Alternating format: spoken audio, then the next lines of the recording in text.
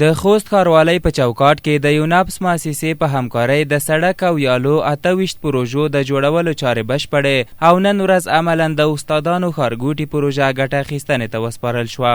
د خوست ښاروالۍ مسؤلینو په وینا یادې پروژې د 3.3 میلیونه امریکایي ډالرو په ارزښت خوست میشتو ته د سهولت برابرولو په موخه جوړې شوي ترڅو په یادو ناحیو کې د خلکو هغه ستونزې حل او فصل شي چې له دې وړاندې د تګ راتګ پر وخت ورسره مخامخ وو. د یوناپس له طرفه کومې پروژې چې موږ ته راکړل شوې وې تقریبا 29 پروژې وې چې د ټولو کورونه سرته ورسېدل.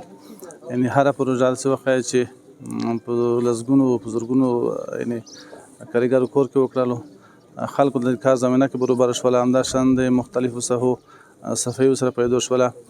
نو تقریبا 28 پروژې وې، د دې ټول مصرف 3 لکه ډالر و چې تقریبا د ټولې پروژې سره جمع کې یعنې 10 کیلومتره کېږي چې د دوی ټول کورونه تکمیل شول، سرته ورسېدل. انشاءالله ټوله به ګټه اخیستنه وسپارلی شي. یو شمېر انجینران هم د پروژو کیفیت برخه کې خوست میشتو ته ډاډ ورکوي او زیاتوي چې په ډېر لوړ او معیاري کیفیت یا د پروژې تطبیق شوي. هغوی زیاتوي چې خوست میشتې باید د ښاروالۍ ریاست سره همکار اوسي او د خپلو سیمو سړکونو او یالو ته پاملرنه وکړي ترڅو په راتلونکي کې له ستونزو سره مخ نه شي.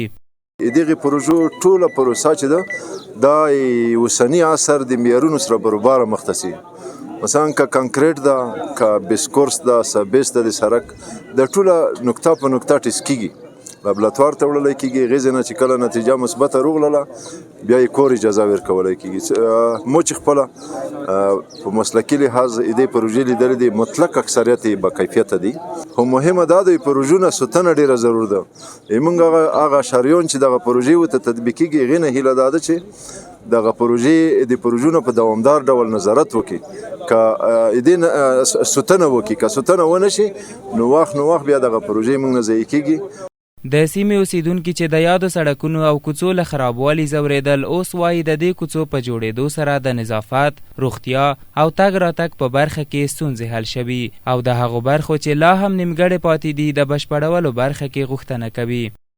دا کوڅې ډېرې بې تفاوته، ډېرې ښه خبره نه ده، هغه نظافت یې نه و مراعات شوی. اوس دا کوڅې چې جوړې شوې ډېر په ښه ډول ډېرې ښکلي، ډېرې اساسي هغه څه بې نظافتي چې موجوده وه اب کې حال شوه.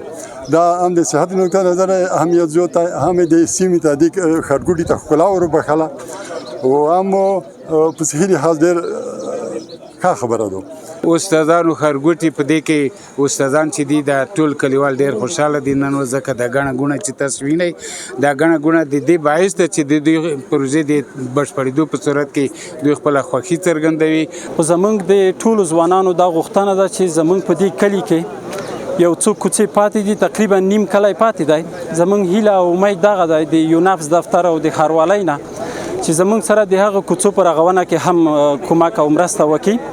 د خوست ښاروالۍ ریاست مسؤلینو زیاته کړه چې هڅه کوي ترڅو د نورو ډونرانو سره په بیلابیلو پروژو خبرې وکړي ترڅو راتلونکي کې د خوست ښار ښکلا او منظم کولو لپاره پروژې تطبیق کړي. څه موده وړاندې د یوناپس مؤسسې په خوست کې د 28 پروژو چارې پیل کړې وې چې د څو میاشتو په تېرېدو سره ټولې پروژې بشپړې او د خوست خلکو ته یې د تګ راتګ په برخه کې اسانتیاوې برابرې کړې.